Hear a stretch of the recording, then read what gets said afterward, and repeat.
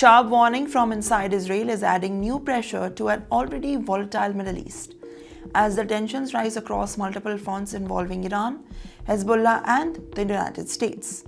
What happens when diplomacy, war, and elections all collide at the same time? Inside Israel, Minister Itamar Ben-Gvir has now issued a strong, direct warning about an possible US-Iran nuclear agreement linked to President Donald Trump. He claimed that bad deal with Iran could now endanger Israeli lives and the national security. At this point, not just political messaging, it reflects deeper anxiety inside Israel's own leadership. Ben-Gvir argued that Israel cannot accept any agreements that weakens its security positions. It said that the government, including Prime Minister Benjamin Netanyahu, would now act to prevent an outcome that could increase the threats to Israeli civilians. At the same time, Israel is dealing with escalating tensions on its northern border with Lebanon.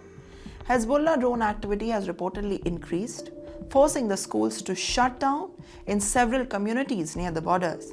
Now, families say that their daily life has been disrupted, with the residents describing constant fear from aerial surveillance and drone threats. And yet, the situation on the ground is becoming more severe. Local officials warn of the economic disruptions, empty fields, and growing pressure on civilians living in the border areas.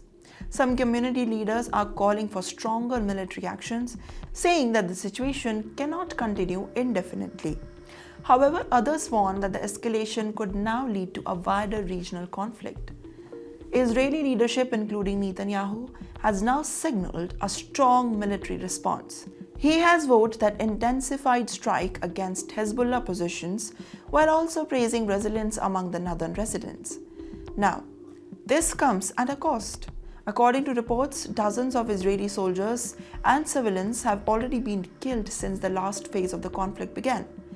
And now with that, Hezbollah continues to release the drone footage showing attacks on Israeli positions, escalating tensions further, and in the background, another layer of instability is growing inside Israel itself. Mass protests have taken place in Tel Aviv, with demonstrators demanding a formal state inquiry into October 7th attacks. Now, critics argue that the government are failing in accountability and warn of political instability during the wartime. So, the Israel now finds itself as multiple pressure points out towards it. The external conflict in Lebanon, the strategic uncertainty over Iran and US diplomacy, and as well as the international political unrest. As all of these threads tighten at once, the question becomes unavoidable. Is Israel moving towards a containment of conflict or entering a phase where every front is widening at the same time?